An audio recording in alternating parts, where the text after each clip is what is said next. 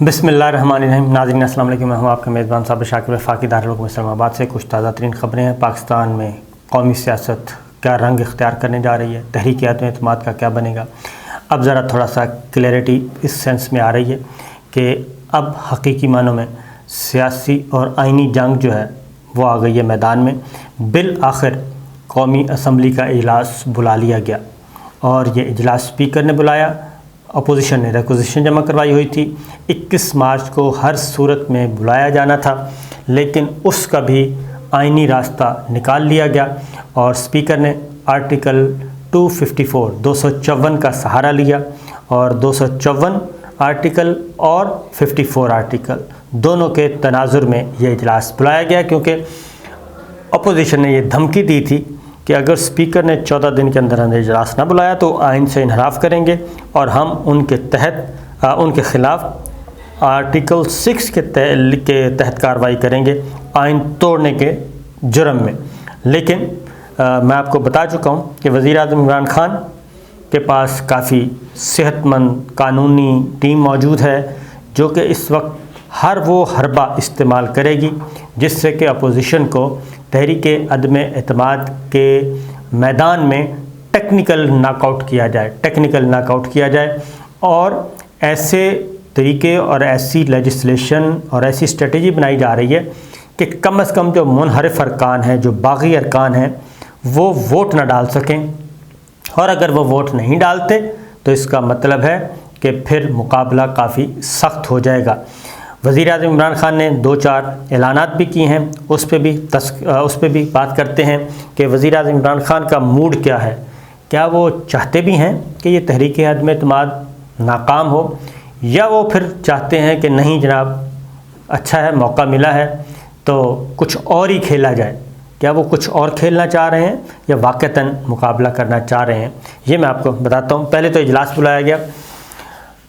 25 مارچ کو اسپیکر نے، اور اس میں آرٹیکل 254 کا سہارا لیا گیا جو ڈیلے ہوا ہے، 5 دن ڈیلے کیا جا رہا ہے۔ تو آرٹیکل 254 کیا کہتا ہے پہلے تو ذرا وہ سن لیں۔ آرٹیکل 254 کا لبا میں بتا رہا ہوں، وہ یہ ہے کہ اگر کوئی کام مقررہ وقت کے اندر نہ ہوا ہو، یہ آرٹیکل 254 پڑھ کے سنا دیتا ہوں کہ جب کوئی فعل یا امر دستور کی روح سے خاص مدت میں مطلوب ہو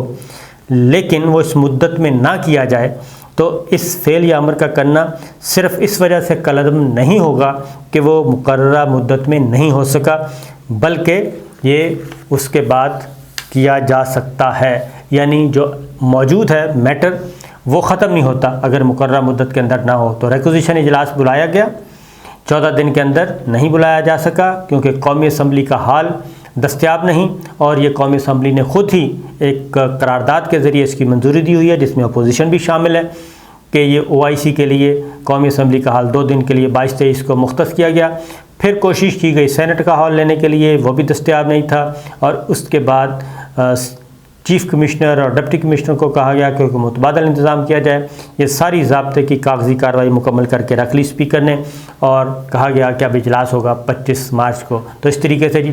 23 مارچ کی تقریبات بھی وزیر اعظم عمران خان دلہا ہوں گے، اور OIC میں بھی وزیر اعظم عمران خان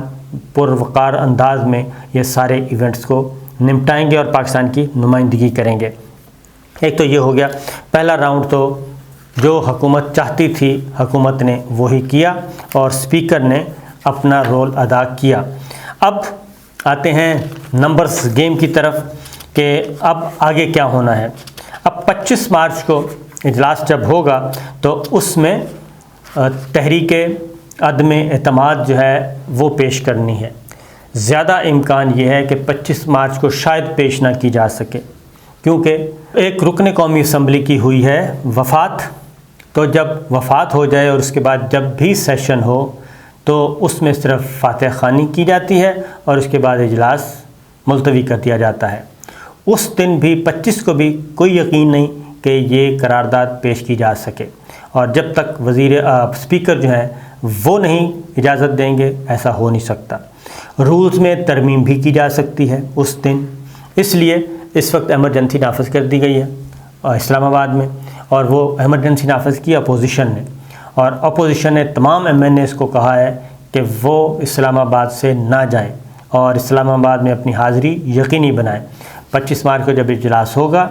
تو اس دن پھر اپوزیشن کی پوری کوشش ہوگی کہ 25 کو ہی یہ تحریک عدم اعتماد قومی اسمبلی میں پیش کر دی جائے۔ اب میں آپ کو بتا دوں کہ ابھی تک تحریک عدم اعتماد کا لیگلی کوئی وجود نہیں ہے، لیگلی آئینی طور پہ وجود نہیں ہے، یہ ہوا میں پھر رہی ہے اور تیر رہی ہے۔ اس کی وجہ یہ ہے کہ قومی اسمبلی میں جب تک پیش نہ کی جائے یہ کاؤنٹ ڈاؤن سٹارٹ نہیں ہوگا۔ یہ میں آئین کی روح سے آپ کو بتا رہا ہوں، آرٹیکل 95 ڈیل کرتا ہے، اس کے بعد 54 ڈیل کرتا ہے، یہ سارے معاملات۔ تو لہٰذا جی اب تحریک عدم اعتماد پیش کرنی ہے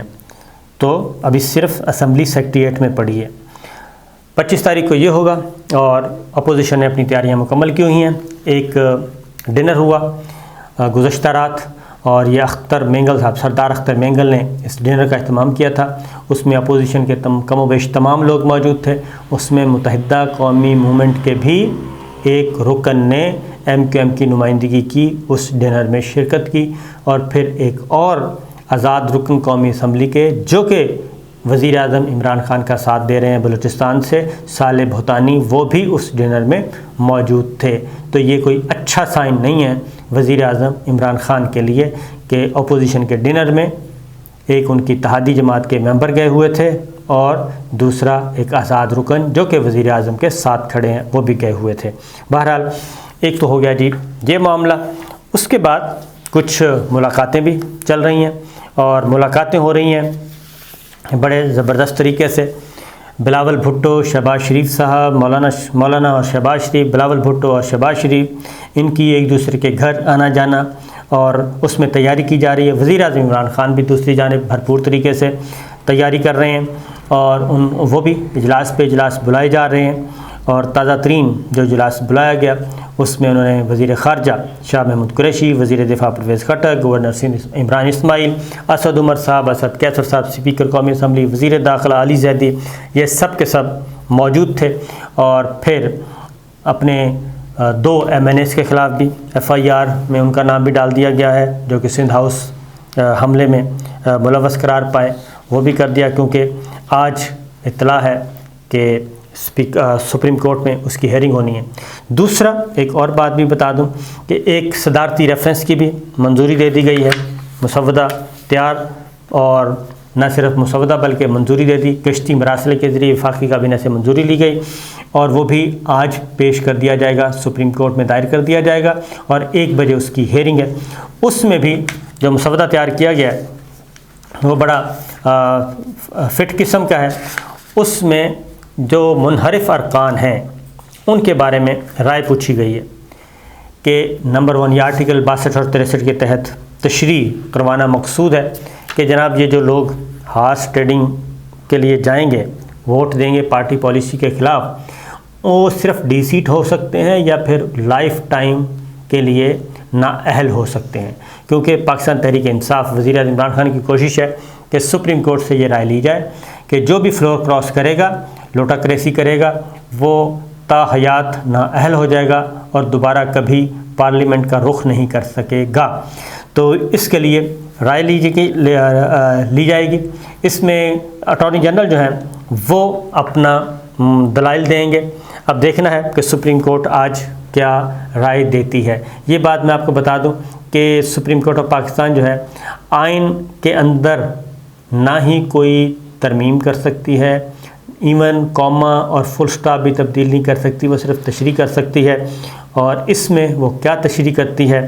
یہ ظاہر ہے جب آرگومنٹس ہوں گے، لیکن مجھے لگتا ہے کہ شاید اس میں وہ چیز جب گورنمنٹ چاہ رہی ہے سپریم کورٹ سے شاید وہ چیز نہ مل سکے، اور اس کی وجہ ہے کہ آئین میں کافی پروسیجر ایک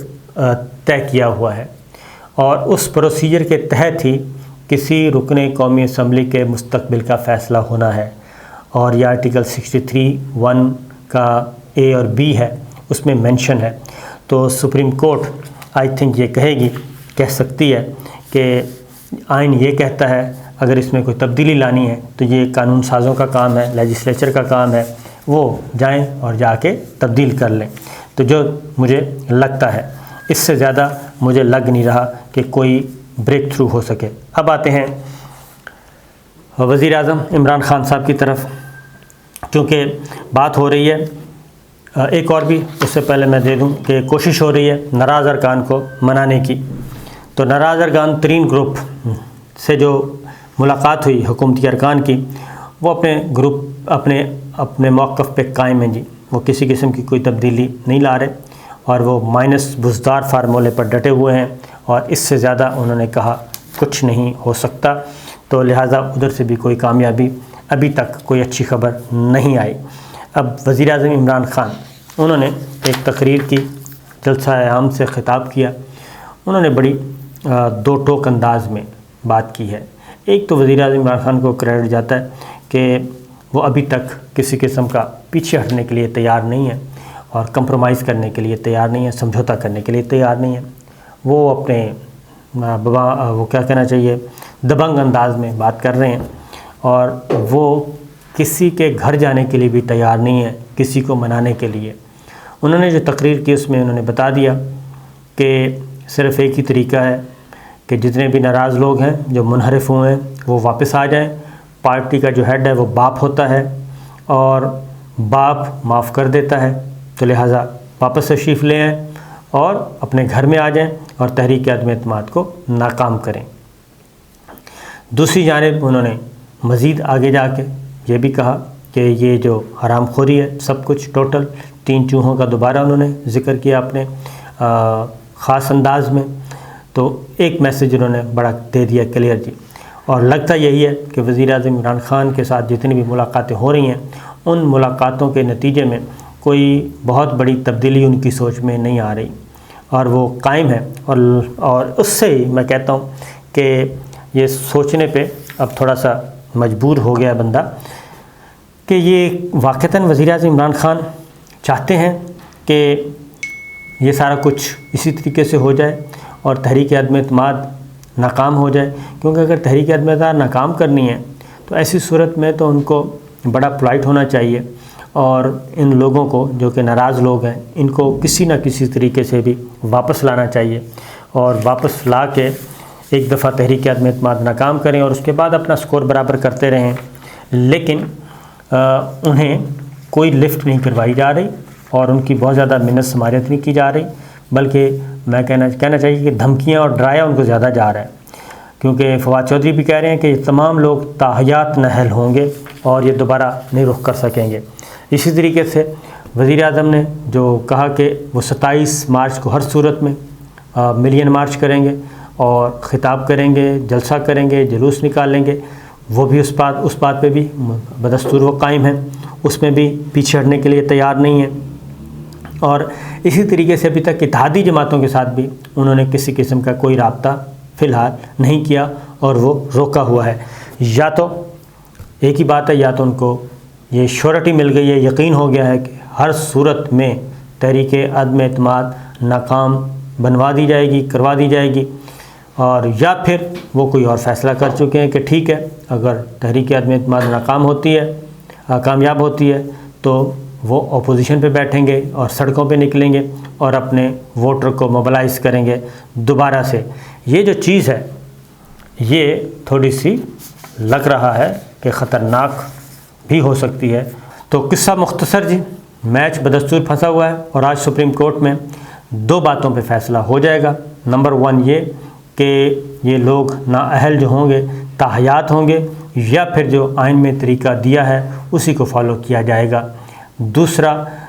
27 مارچ کا جلسہ اور پی ڈی ایم کا جلسہ، ان جلسوں کو سپریم کورٹ روکے گی یا نہیں، کیونکہ اسلام آباد ہائی کورٹ یہ کہہ چکی ہے کہ ریڈ زون میں کسی قسم کے جلسے جلوس جو ہیں وہ نہیں ہو سکتے۔ اب سپریم کورٹ آج فیصلہ دے گی، اور وہ جو بھی فیصلہ دے گی اس سے بھی کافی حد تک اندازہ ہو جائے گا کہ یہ تحریک عدم اعتماد کس رخ کی طرف بڑھے گی، کامیابی کی طرف یا ناکامی کی طرف۔ سپریم کورٹ کے فیصلے کا انتظار کریں۔ اجازت دیجیے، اللہ حافظ۔